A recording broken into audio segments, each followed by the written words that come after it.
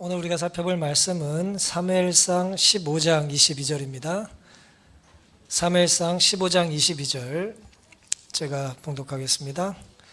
사무엘이 가로되 여호와께서 번제와 다른 제사를 그 목소리 순종하는 것을 좋아하심같이 좋아하시겠나이까.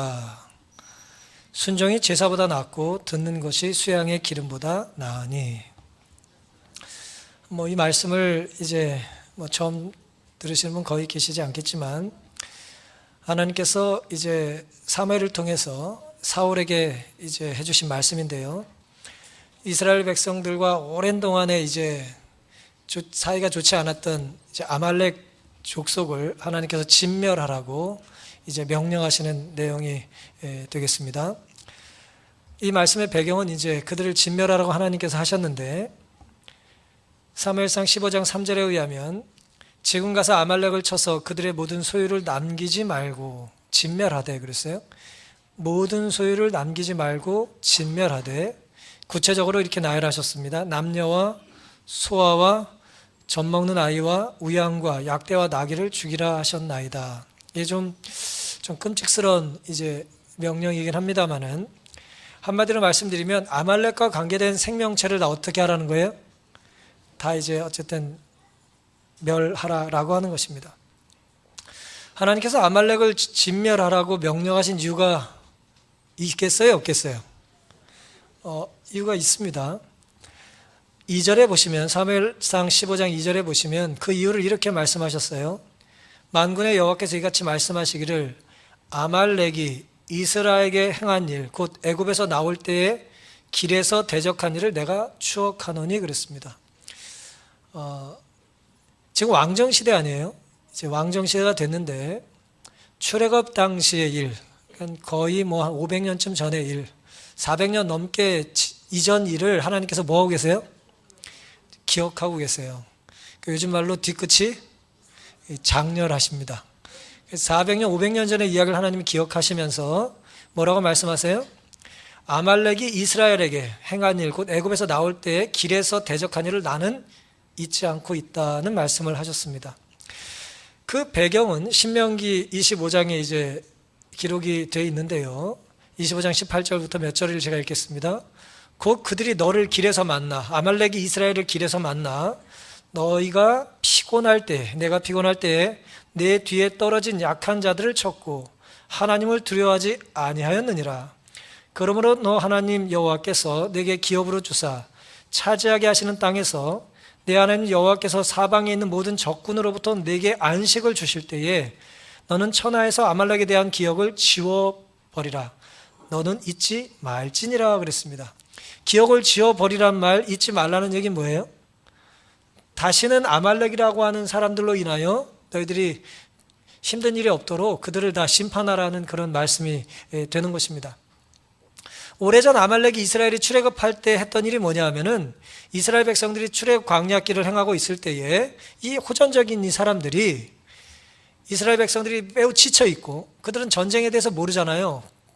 전쟁을 할 줄도 모르고 그저 그냥 노예로 살다가 출애굽한 사람들 아니에요.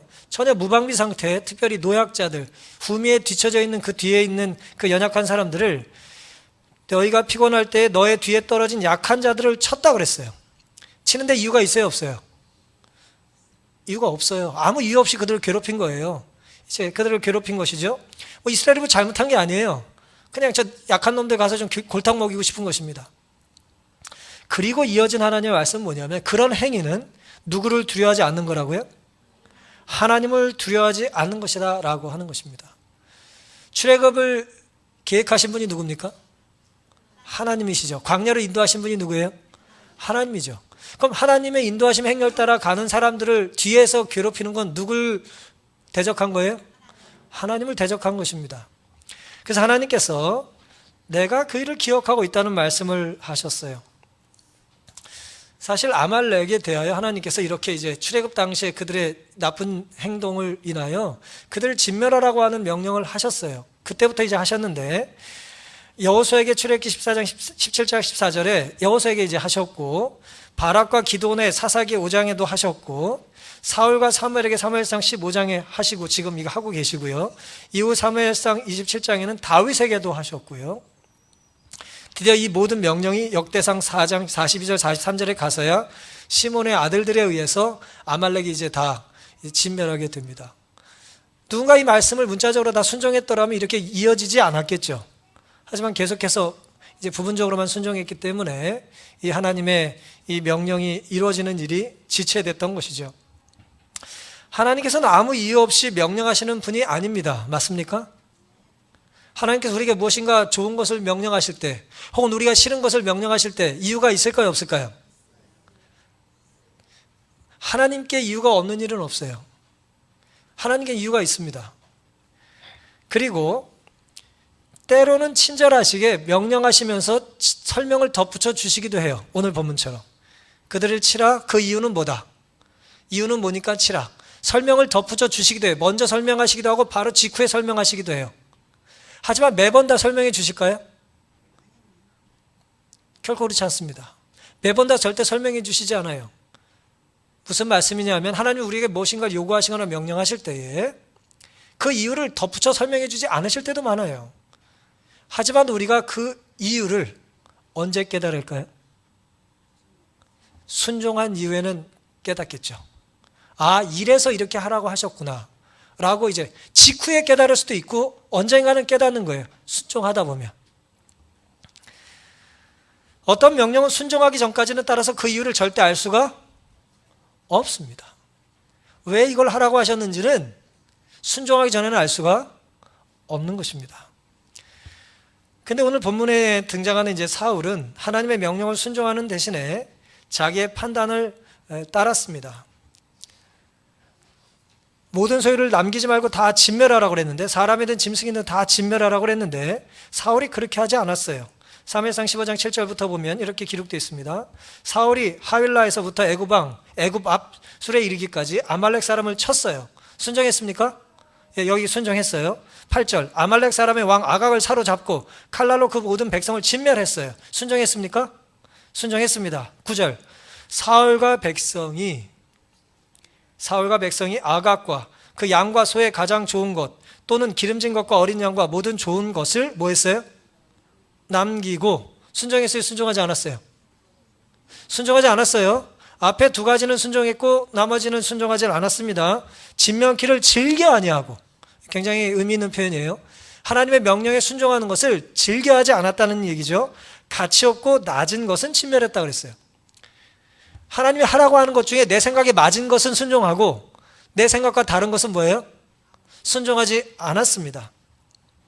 전부 진멸하라는 게 하나님의 명령인데 사울과 백성은 뭐는 진멸하고 뭐는 진멸 안 했다고요? 안 좋은 건 진멸하고 좋은 것은 남겨뒀다는 것입니다.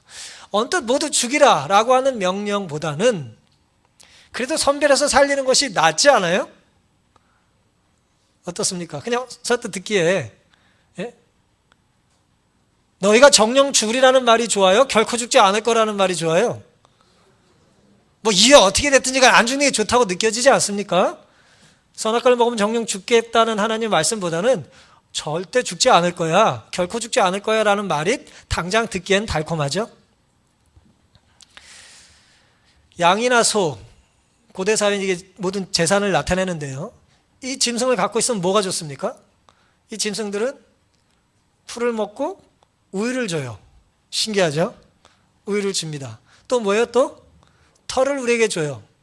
가죽을 남겨줍니다. 맞습니까? 더더욱 이스라엘 사람들은 뭐 해야 돼요? 절기에 따라서 계속해서 제물을 드려야죠. 그러니까 제물 드리기에 딱 좋잖아요.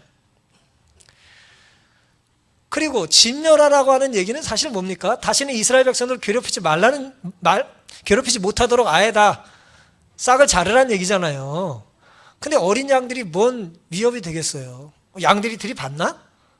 우리는 아말렉이 양이야 그러면서 뭐 들이받습니까? 그러지 않잖아요. 그러니까 사울이나 백성들 생각에 성경의 표현에 의하면 안 좋은 걸 다 진멸하라는 건 이해가 되는데 끌고 가기도 힘들고 뭐 인건비 대비 수지가 맞지도 않고, 예? 근데 좋은 것들은 뭐예요? 좀 잡아가고 끌고 가서 우유도 취하고 가죽도 취하고 특별히 재물도 바치고 얼마나 좋습니까? 그런데 잠언 14장 12절에는 어떤 길은 사람이 보기에 바르나, 오늘의 주인공의 이름을 넣으면 뭐예요? 어떤 길은 사울 보기에 바르나 필경은 사망의 길입니다. 그런 길들이 있을까요? 그런 길이 있을까요? 있습니다. 그런 길이 많아요. 하나님과 사무엘의 반응이 어땠습니까? 사울의 행동 이후에 사무엘상 15장 11절, 내가 사울을 세워 왕 삼은 것을 뭐 하신다 그랬어요? 후회하신다 그랬어요. 하나님이 후회하신대요. 인간의 후회는 달라요. 인간은 몰라서 잘못 선택한 것을 후회하는 것이고요. 마음이 이제 내가 마음이 상태가 바뀔 때 이제 후회하는 거고요. 하나님의 후회는 물론 이런 인간의 심정과는 다른 것이죠. 하나님이 몰라서 그를 택해서 후회하신다는 의미가 아니라 사울과 맺었던 관계가 사울이 그 관계를 깨트리는 데서 오는 안타까움을 그렇게 표현하시는 거예요. 내가 사울을 세워 왕 삼은 것을 후회하노니 그가 돌이켜 나를 쫓지 아니하며 내 명령을 이루지 아니하였음이니라. 그러니까 사울이 문제 일으킨 것 때문에, 사울이 하나님의 관계를 망가뜨린 것 때문에 하나님께서 그것이 안타깝다는 걸 후회한다는 표현을 쓰신 거예요.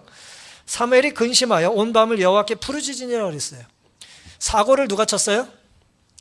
사울 왕이 사고 쳤더니 하나님은 후회하시고 선지자는 밤새 끙끙 앓았어요. 잠을 못 잤습니다. 하지만 사울은 어땠습니까? 사울은 사무엘상 15장에 보시면 12절에 사무엘이 사울을 만나려고 아침 일찍 일어나더니 밤 한숨 못 자고 이제 사울을 만나러 가다 보니까 혹이 사무엘에게 고하여 가로되 사울이 갈멜에 이르러, 이건 이제 갈멜산의 그 갈멜은 아닙니다. 갈멜에 이르러 자기를 위하여 기념비를 세우고 돌이켜 행하여 길갈로 내려갔다 그랬습니다. 하나님은 후회하시고 선자는 밤새 애통하고 눈물을 흘리고 기도하고 있는 와중에 사고친 당사자 뭐 하고 있다고요? 자기를 위하여 기념비를 세웠대요. 기념비가 뭡니까? 기념비 언제 세워요? 뭐 우리는 세워본 적 없어요. 뭘 잘한 게 있어야 세우지. 전쟁에 승리하면 전승 기념비를 세우는 거예요. 어느 왕이 어느 전쟁에서 몇 명을 어떻게 했다, 뭐 광개토 대항비 그런 것처럼 기념비를 세운 거예요. 누굴 높이기 위해서? 자기를 높이려고. 누굴 쳤어요? 아말렉을 쳤어요. 이 상황이 좀 이해가 되십니까? 하나님은 후회하시고 선지자는 애통하고 눈물 흘리고 밤새 잠을 못 자는 그런 와중에 사고친 당사자는 뭐 하고 있어요? 기분이 좋아가지고 그냥 뭐 이름을 높이려고 돌덩이에다가 그냥 사울 그렇게 해서 딱 붙여놓은 거예요. 그리고 이제 길갈로 내려갔다는 것이죠. 길갈에 내려갔다는 얘기는 이제 예배를 드리기 위해서 내려갔다 그런 얘기가 되겠습니다. 행동이 다르죠? 사울의 행동과 사무엘의 행동이 다르죠? 하나님과 선지자의 행동과 하나님의 대적한 타락한 왕의 행동이 너무나 다르죠. 한쪽은 후회와 밤샘의 부르짖음으로 가슴 아파하고 애통하는 순간에 한편은 기분 좋아가지고 니나노 부르고 있어요. 지금 뭐 얼씨구나 좋다 그러고 있는 것입니다. 이 땅에 우리가 하나님과의 관계에 문제가 생기면 하나님이 계시지 않아야 기뻐할 수 있는 삶이 있다는 것입니다. 하나님이 계시지 않아도 기뻐할 수 있다는 삶은 바른 삶이에요? 바르지 못한 삶이에요? 그릇된 삶입니다. 내 삶에 하나님이 안 계셔도 뭔가 승승장구하고 뭔가 잘 될 때 기뻐할 일이 결코 아닙니다. 지금 사울은 사실 회개하고 하나님 앞에 무릎 꿇고 눈물로 제단을 쌓아야 될 순간이었어요. 하나님 제가 잘못했습니다. 근데 그때 기도하며 제단을 쌓아야 될 순간에 뭐 했다고요? 자기를 위한 승전 기념탑을 쌓았다는 것이죠. 사무엘이 이제 안타깝게 이렇게 이제 그에게 다가가서 대화를 시작합니다. 그 사무엘을 보자 사울이 이렇게 말해요. 13, 14절에 내가 여호와의 명령을 행하였다고 이제 자랑했고, 사무엘은 그렇다면 내 귀에 들어오는 양과 소의 소리가 뭡니까? 라고 묻습니다. 하나님 말씀대로 다 순종했다고 하는 사울에 대하여 사무엘이 뭐라 그래요? 근데 내 귀에 들리는 이 양과 소의 소리는 뭡니까? 소리가 나면 돼야 안 돼요? 소리가 없어야죠. 모든 생명체가 사라졌어야 되니까. 근데 자꾸 소리가 들리는 거예요. 그때 사울이 뭐라고 말합니까? 15절에 무리가 끌고 왔다는 거예요. 무리가.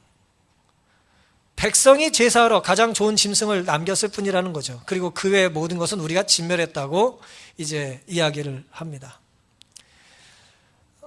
굉장히 지금 안타까운 상황이 계속되고 있는 거죠. 18절부터 다시 읽겠습니다. 또 읽겠습니다. 또 왕을 길로 보내시며 이르시기를 가서 죄인 아말렉 사람을 진멸하되 다 없어지기까지 치라 하셨거늘. 하나님이 이렇게 말씀하지 않았습니까? 어찌하여 왕이 19절 여호와의 목소리를 청종치 아니하고 뭐라 그랬어요? 탈취하기에만 급하여 그랬어요. 탈취하기에만 급하여 여호와의 악하게 여기신 것을 행하였나이까. 사울이 사무엘에게 이르되, 재밌어요. 나는 실로 여호와의 목소리를 청종하여 여호와께서 보내신 길로 가서 아말렉과 아각을 끌어왔고 아말렉 사람을 진멸하였으나. 여기까지는 맞아요. 그렇죠? 여기까지 순종했으니까요. 21절 다만 백성이 그랬어요. 다만 백성이 그 마땅히 멸할 것 중에서 가장 좋은 것으로 길갈에서 당신의 하나님 여호와께 제사하려고 양과 소를 취하였나이다. 이 말이 맞아요, 틀려요? 사실이에요, 거짓이에요? 사실 같기도 하고 거짓 같기도 하고 막 그래요? 성경이 뭐라 그랬어요? 9절에 사울과 백성이 그랬잖아요. 사울의 이야기는 사실이 아닙니다. 나는 실로 다만 백성이, 거짓말이에요. 성경은 사울과 백성이 다 같이 일을 했다고 말했기 때문에 그렇습니다. 더더욱 하나님께서는 이 사울의 행위를 뭐라고 이제 진단하셨냐면 탈취하기에 급급한 행동으로 이제 진단하셨어요. 부분적으로 순종한 것입니다. 하지만 부분적인 순종이라는 말은 있을 수 있을까요? 없을까요? 하나님 앞에 부분적인 순종은 없어요. 사기꾼은 사기 한번 치려고 참말을 여러 번 합니다. 자기를 믿게 해주기 위해서, 믿게 하기 위해서. 왜요? 자기를 믿어야 자기가 사기를 치니까 계속해서 믿을 만한 일을 100번이고 1000번이고 해요. 한 방 매기려고. 부분적으로 그럼 믿을 만한 사람이에요, 그 사람? 아니죠. 그 사람이 했던 모든 행위는 속이기 위한 수단이었던 거죠. 부분적인 순종이란 하나님 앞에 없어요. 하나님의 명령 앞에서는 순종 아니면 불순종이에요. 많은 사람들은 그럼에도 불구하고 하나님 앞에 사울처럼 부분적으로 일부분만, 한동안만 상황 따라 순종하곤 합니다. 사울의 표현 그대로라면, 상황 그대로라면 급한 것을 먼저 취해버려요. 급한 것을 먼저 급하게 취해버리니까 하나님의 뜻은 당연히 자리가 어디쯤 계셔야 될 것 같아요. 먼저 급한 걸 다 하다 보니 시간도 없어요. 돈도 없어요. 에너지도 남지 않아요. 그래 하나님이 명령하신 건 할 기회가 있어요, 없어요? 기력이 쇠해요. 쇠해서 할 수가 없는 거예요. 안식일에 쉬어라 그랬는데 너무 피곤하게 살다 보니까 피곤해가지고 안식일에 교회 올 수가 없는 거예요. 지치는 것이죠. 우리가 예를 들어 안식일에 사업을 좀 멈추면 당연히 물질적으로 우리가 손해를 보죠. 그렇잖아요?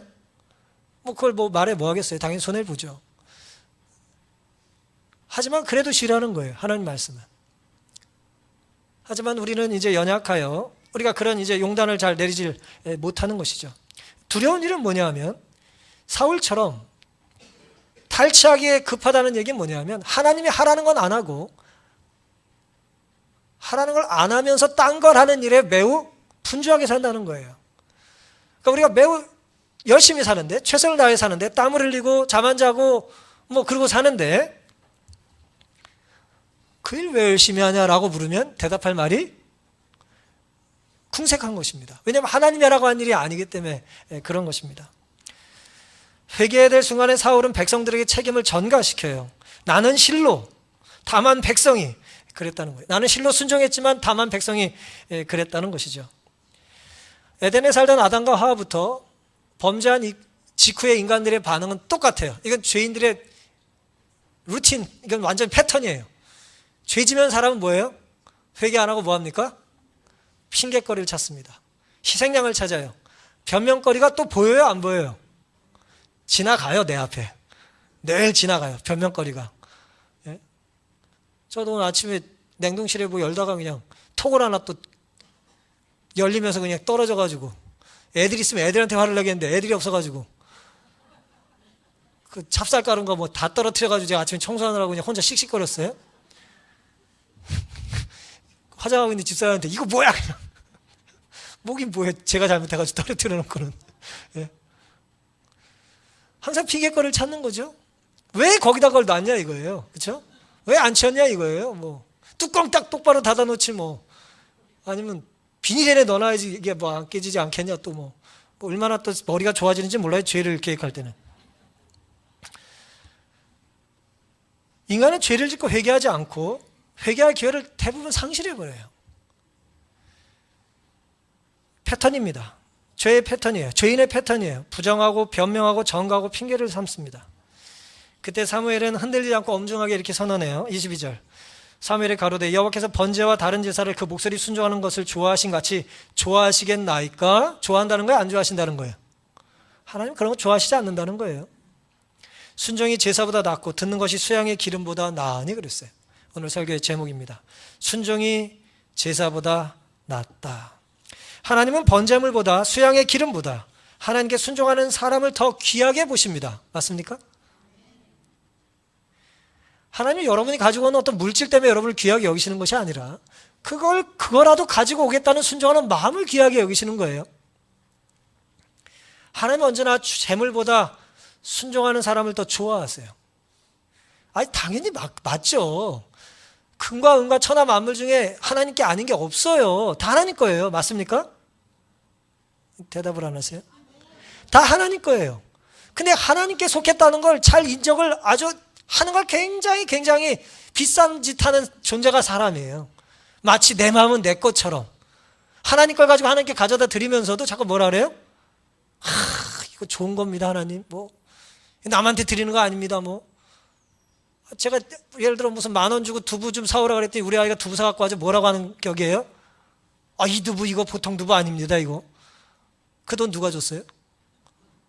제 돈 아니에요 제 돈. 심부름하고 시켰더니 갖고 와가지고 두부도 띄워 먹고 말이에요. 엉뚱한 소리 하는 거랑 뭐가 다르냐 이거예요. 하나님과 인간과의 관계가 어떠해야 되는지 우리는 이 상황을 통해서 알 수가 있는 것입니다. 어떤 죄인도 하나님께 자기를 잘 봐달라고 재물을 드리면서 이 재물을 뇌물처럼 삼으면 될까요 안 될까요? 뇌물처럼 하나님께 재물을 바쳐요. 이게 모든 토테미즘 같은 신앙의 기초예요. 신을 달래기 위한 거죠. 하지만 기독교 신앙은요 그런 게 아니에요. 하나님 우리에게 생명을 주셨고 모든 걸 주셨습니다. 그리고 모든 걸 주는 분이 나라는 걸 인정하도록 조금을 갖고 오라고 요구하시는 거예요. 그리고 사울에게도 모든 걸 치라고 하신 거예요. 결국 그거 누구 겁니까? 하나님 거니까 하나님이 치라고 했으면 치면 돼요. 근데 왜 안 쳤을까요? 아까워. 남에게 뭐가 아까워요? 왜 아깝다고 생각할까요? 똑바로 대답하세요. 왜 아깝다고 생각할까요? 내 거라고 생각하니까 아까운 거예요. 내 거니까 아깝다고 생각한 거예요. 이거 내가 조금만 불순종하면 누구 거예요? 다 내 건데 하나님이 진짜 눈치 없이 다 치라 그래가지고 내 거라고 생각하니 아까운 것입니다. 하나님은 물질의 재물의 양이나 질보다 언제나 제사 드리는 사람의 마음을 원하세요. 근데 죄인들은 회개하고 애통하고 가슴치고 순종해야 될 순간에 하나님과 뭐 하고 싶어요?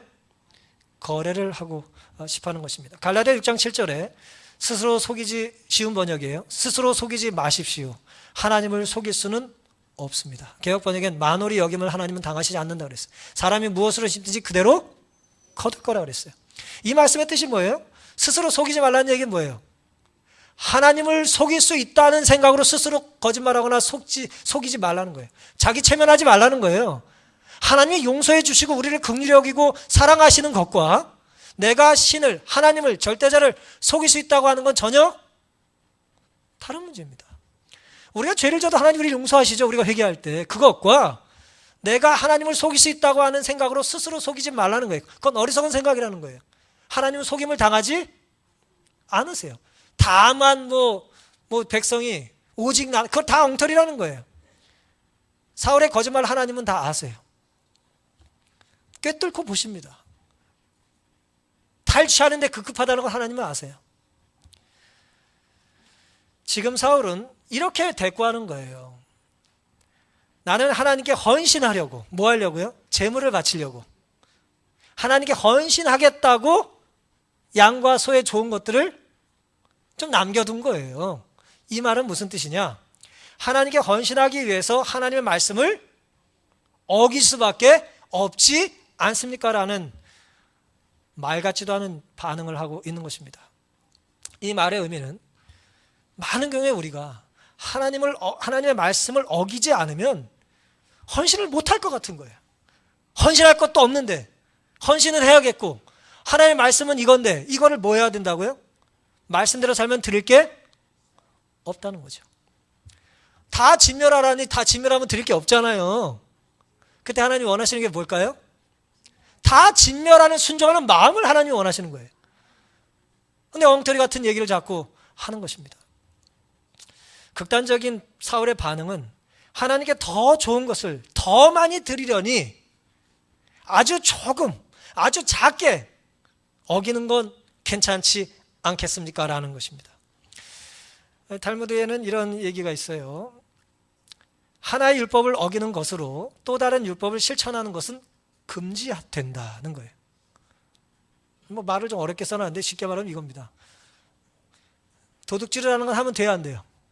하지 말라는 법을 어긴 거잖아요. 하나님의 계명을 어긴 거니까 도둑질을 하면 안 됩니다. 근데 도둑질한 사람이 말이에요, 하고 나니까 기분이 좋아져가지고 그 돈 갖고 자선을 베풀어. 자선을 베푸는 건 좋은 거예요, 나쁜 거예요? 대답해 보세요. 좋은 거예요, 나쁜 거예요? 좋은 겁니다. 그런데 도둑질한 돈으로 자선을 베푸는 건 좋은 거예요, 나쁜 거예요? 탈무드는 그렇게 하지 말라는 거예요. 하나의 율법을 어기는 것으로, 도둑질하는 것으로 또 다른 율법을 실천하는 건 금지된다. 자선을 베푸는 법을 실천하지 말라는 거예요. 그 돈 가지고 남의 돈 갖고 생색내지 말라 이거예요. 하나님은 사람을 보실 때 외모를 보시지 않고 중심을 보십니다. 그렇죠? 사무엘상 16장 7절에 사람은 외모를 보지만 나 여호와는 중심을 본다 그랬어요. 그의 용모와 신장을 보지 않겠다 그랬어요. 고린도서 4장 16절에 겉사람은 후패하지만 속사람은 하나님께서 새롭게 해주실 거라고 약속하셨습니다. 그러니 순종이 제사보다 낫습니까? 순종은 제사보다 항상 나은 거예요. 이 말씀대로 우리는 어떻게 살면 좋을까요? 순종이 제사보다 낫다. 이 바벨로니아 탈무드에는 나시린의 규정을 설명하면서 이렇게 말을 했어요. 나시린은 뭡니까? 태어날 때부터 하나님께서 구별하신 사람이 나시린이잖아요. 삼손 같은 사람들. 그런 머리를 자르지 않고 독주를 마시지 말라고 그랬어요. 술을 마시지 말라고 그랬어요. 그럼 나시린은 예를 들어 머리는 기르면 됩니다. 그리고 뭐 술을 마시지 않으면 돼요. 그런데 뭐 고대사의 술이라는 게 무슨 뭐 제가 술은 잘 모릅니다만 뭐 증류수나 뭐 그런 게 없고 그런 게 아니고 뭐 이렇게 과실주가 있는 거죠. 과일주, 포도주. 유명한 게 이제 포도주 아닙니까? 그럼 포도주 마시라고 마시지 말라고요. 마시지 말라니까요. 포도는 좋은 거니까 포도로 술 만든 거 먹어도 되는 게 아니라 먹지 말라고요. 그게 하나님 명령이에요. 근데 나시린들이 포도를 보면 무슨 생각이 날까요? 포도주 생각이 날 수 있기 때문에 뭐라고 가르쳤냐면 나시린들은 포도밭 근처로도 가지 말라고 그랬어요. 포도밭 근처로 가는 것이랑 포도 먹고 포도주 마시는 건 상관이 있어요, 없어요? 직접적인 상관은 없습니다. 하지만 내가 포도밭 근처로 감으로 포도주를 마시고픈 생각이 뭐 할 수 있어요? 강해질 수 있어요. 그 전에 뭐 이렇게 포도주 창고들이 있을 거 아니에요? 와이너리가 있을 거 아니에요? 그러니 그런 유혹을 스스로 내가 이길 수 있다고 생각하면서 자신하지 말라는 거죠. 요점은 뭡니까? 하나님 말씀에 순종하는 것, 포도주를 마시지 말라는 것, 술을 마시지 말라는 것과 포도원까지 가지 말라는 것은 좀 엄해 보여요. 과한 것 같습니다. 하지만 과한 하나님의 율법에 내가 순종한다면, 뭐 탈무드니까 뭐 정확히 율법이라 할 수는 없겠습니다만은 그걸 순종한다면 내가 더 안전하게 사는데 도움이 돼요? 방해가 돼요? 대답을 왜 안 하시는 거예요? 도움이 돼요? 방해가 돼요? 도움이 되죠. 도움이 되는 것입니다. 유혹을 이기려고 하지 말고 유혹을 피하는 것이 훨씬 더 지혜롭고 신실한 거예요. 뭐 주중에 어떤 집사님이 뭐 가난한 시절에 뭐 수박을 먹고 싶었는데 수박을 못 샀는데 수박 보는 길을 돌아갔대요. 수박 보면 먹고 싶을까 봐. 제가 무슨 설교를 준비하는지 아신 것 같더라고요. 있고. 예? 그건 지혜로운 거예요. 눈물 나는 무슨 가난한 시절에 뭐 그런 게 아니고 매우 지혜로운 것입니다. 술을 끊으려는 사람이 친구가 술집에서 만나자 그러면 안 가는 게 용감한 거예요. 가서 버티는 게 용감한 게 아니고 미련한 거지 그거는. 예? 지혜로운 건 뭐예요? 하나님이 나를 얼마나 안전하게 살기를 원하시는지를 순종하는 것입니다. 계시록 2장 10절에는 내가 죽도록 충성하라. 그리하면 내가 생명의 멸관을 너에게 주실 거라 그랬어요. 죽도록 충성하라는 얘기는 뭐예요? 죽도록 순종하라. 생명의 멸관을 내가 너에게 주겠다. 순종이 제사보다 언제나 낫다는 말씀의 이제 계시록의 교훈입니다. 마귀는 우리에게 달콤하게 속삭여요. 원하는 거 해라. 네 마음에 원하는 거 해라.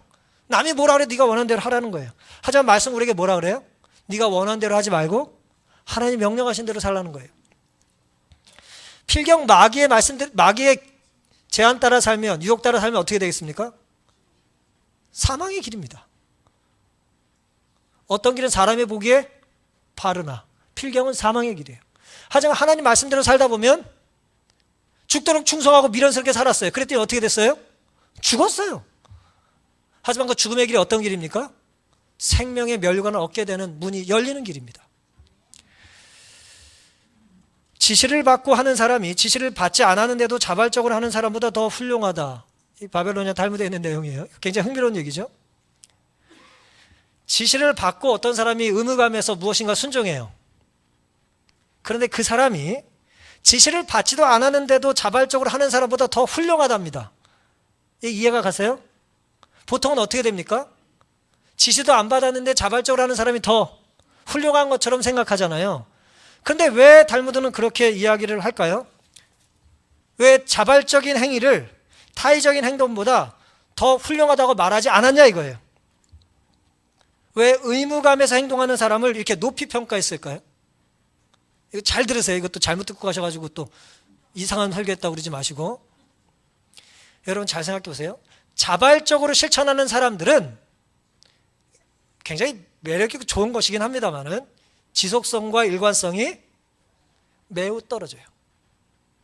자기가 하고 싶을 때만 하기 때문에, 예? 자기가 하고 싶을 때만 하기 때문에 일관적이지가 않아요. 예상할 수가 없어요. 그래서 그 사람의 봉사를 우리가 계획 세울 수가 없어. 오고 싶을 때만 오기 때문에. 근데 의무에 충실한 사람은 어때요? 일관성이 있고 계획성이 있기 때문에 공동체가 그 사람의 힘을 얻을 확률이, 도움을 받을 확률이 훨씬 더 높다는 것이죠. 따라서 오늘 우리가 성전에 안식일에 간다. 우리가 성도로서의 청직된 의무를 행한다. 내가 교사로, 집사로, 내가 뭐 심으로 봉사한다. 이거 별거 아닌 게 아니고 여러분의 삶에 있어서 매우 중요한 일입니다. 그 일에 충실하면요. 좋은 일에 충실하게 계속해서 하는 사람은 어떤 사람이냐? 좋은 사람이에요. 근데 내가 그걸 하고 싶을 때만 하면 사울처럼 살리고 싶으면 살리고 죽이고 싶으면 죽이고 기도하고 싶으면 기도하고 뭐 기도하기 싫으면 안 하고 그럼 어떻게 된다고요? 그 사람은 하나님의 말씀을 온전히 순종하는 사람이 아닌 것입니다. 그건 자기의 의지를 순종하는 거죠. 자기의 열정을 순종하는 거죠. 10대와 20대 시절을 지 멋대로 살다가 후회하는 사람이 한둘이에요? 거룩한 의무에 미련스럽게 충실하게 사는 삶을 여러분 결코 가볍게 여기지 마시기를 바랍니다. 예, 시간 좀 됐는데 철로역정 이야기 잠깐 좀 해드리겠습니다. 철로역정이라고 하는 존 버년의 이제 위대한 책이 한 권 있는데요. 온갖 역경을 이긴 사람이 이제 하늘에 가는 이야기입니다. 이제 제목을 이제 크리스찬이라고 이제 주인공의 이름이 크리스찬이고 이 사람이 결국 하늘까지 같이 가기 위한 이제 동행자가 둘이 있었어요. 하나는 신실이고 하나는 이제 나중에 소망이라는 사람이 따라 붙죠. 근데 이제 뭐 얘기하면 길지만 정리라면 이 사람들이 하늘 가는 순례길에 헛됨의 시장이라는 이 장에서 가게 돼요. 그 장을 지나가야 돼요. 장이동 시장처럼 그 장을 지나가야 교회로 와. 근데 이 장에는 안 파는 게 없어요. 온갖 물리적인 거, 뭐 온갖 쾌락, 뭐 안 파는 게 없어요. 다 팔아요. 그래서 크리스찬과 신실이가 이 시장에 들어서자 온 마을이, 온 시장이 술렁거리고 있었습니다. 한바탕 난리가 났어요. 왜 그러냐? 이 크리스찬과 신실이가 지나가는데 마을 사람들이 딱 보니까, 상점 주인들이 딱 보니까 이 사람들이 입은 옷이 우리랑 같아요, 달라요? 뭐 거적대기 같은 거 걸치고 돌아다니고 있어요. 입은 옷이 달라요. 아주 꼴 같지도 않아. 아주 그냥. 두 번째, 그들의 언어가 달라요. 예? 마시자, 놀자. 보통 자기들은 패자, 싸우자, 뭐 그런 얘기하는데 이 사람들은 뭐예요? 언어가 달라. 뭐 사랑하는 얘기하고 뭐 친절한 뭐 그런 표현이나 하고 앉았고 뭐 은혜가 어쩌고 뭐 언어가 달라요. 마지막 제일 이제 상인들이 싫어했던 것. 아무리 좋은 상품을 진열해서 사라고 해도 상품을 하찮게 여기고 눈길조차 주지 않았어요. 왜요? 시편 119편 37절에 내 눈을 돌이켜 헛하는 것을 보지 말게 하옵소서라는 말씀을 듣고 묵상하고 살았기 때문에 눈을 돌리지 않았어요. 그래 기분이 나빠요. 빈정이 상했어요. 다 지나가는 사람이 이거 얼마냐고 좀 깎아달라고 막 그래야 되는데 이 사람들 쳐다도 안 보고 막 가니까 지들끼리 이상한 얘기만 하고. 한 사람이 비꼬면서 비아냥거리며 이렇게 말했어요. 뭘 좀 드릴까요? 그렇게 말했대요. 그랬더니 이 두 사람이 진지한 표정으로 우리는 진리를 사고 싶소 그랬어요. 말 같지도 않은 소리 하는 거죠 지금. 이 허탄한 시장에 와가지고 진리를 사겠다고 하니까 팔을 수 있어요 없어요? 그거 안 팔어. 그런 거 안 팔아요. 뭐 진리 사랑 그런 거 안 팔아요. 진리를 사고 싶다는 거예요. 그랬더니 기분이 나빠요 좋아요? 기분이 나빠요. 그래서 울그락불그락 하면서 이 온 헛되매 시장에 있는 상인들이 조롱과 욕설을 하면서 당장 저 인간들 쳐 죽이라고. 네? 그래가지고 잡아 가뒀습니다. 잡아 가두고 재판을 해서 결국 유죄 판결을 받고 신실이를 이제 크리스찬과 더불어 이제 죽이려고 이제 사형 선고를 내린 거죠. 신실이를 일단. 근데 어떻게 죽이려고 했냐? 인간이 구하는 가장 잔인한 방법으로 죽이자고 결정을 하고 첫 번째 채찍질과 매질을 가하고 칼로 살점을 도려내고 돌을 던지고 칼로 찔렀대요. 그리고 말뚝에 묶어놓고 한 줌의 재가 되도록 죽을 때까지 태웠어요. 이게 신실이를 죽인 방법이었습니다. 그렇게 신실이가 뭐 했어요? 죽었어요. 죽도록 충성했고 생명의 면류관을 갈망한 것이죠. 사랑하는 성도 여러분, 죽도록 충성하라는 하나님의 명령을 있는 그대로 순종한 사람들이 있었어요. 순종은 제사보다 낫습니다. 의무감에서 하는 거룩한 순종을 우리가 충실히 수행하는 것이 내가 원하는 때만 제사 드리며 부분적으로 순종하는 것보다 언제나 나아요. 하지만 그런 사람은 세상에서 어리석다는 말을 들어야 되죠. 하지만 하나님 보시기엔 어떨까요? 이런 사람이야말로 진정으로 지혜로운 사람인 것입니다. 생명의 면류관은 내가 하고 싶은 일을 내가 원할 때 하다 보면 누리게 되는 것이 아니고 하나님의 뜻을 계명으로 삼아 일관성 있고 꾸준하게 순종할 때 누리게 되는 것입니다. 신앙은 자원에서 자발적으로 하는 거예요. 맞습니다. 그건 매우 매력적인 것이에요. 하지만 우리가 예배 드리고 싶을 때만 드리고 하나님의 말씀에 순종하고 싶을 때만 순종하고 기분 내킬 때만 내가 교회 와서 봉사를 한다면 이 교회는 하나님께서 기뻐하실 만한 거룩한 신앙 공동체가 결코 될 수가 없는 것입니다. 자원하는 심령, 시편 51편 12절에는 구원의 즐거움을 내게 회복시켜 주시고 자원하는 심령을 주사 나를 붙들어 달라고 그랬어요. 자원하는 심령도 누가 주시는 거예요? 하나님이 주시는 거예요. 하나님이 주신 자원하는 심령이 아니면 그것은 나를 선한 길로 인도하는 길에 방해가 될 뿐입니다. 고린도서 10장 18절 옳다 인정함을 받는 자는 자기를 칭찬하는 자가 아니요 오직 주께서 칭찬하시는 자니라. 하나님께서 우리를 칭찬하실 수 있도록 하나님께서 우리에게 명령하시고 요구하시는 것들을 언제나 순종이 제사보다 낫다는 것을 믿고 실천하며 살기를 다짐하는 이 시간 되기를 바라면서 오늘 말씀을 마치겠습니다.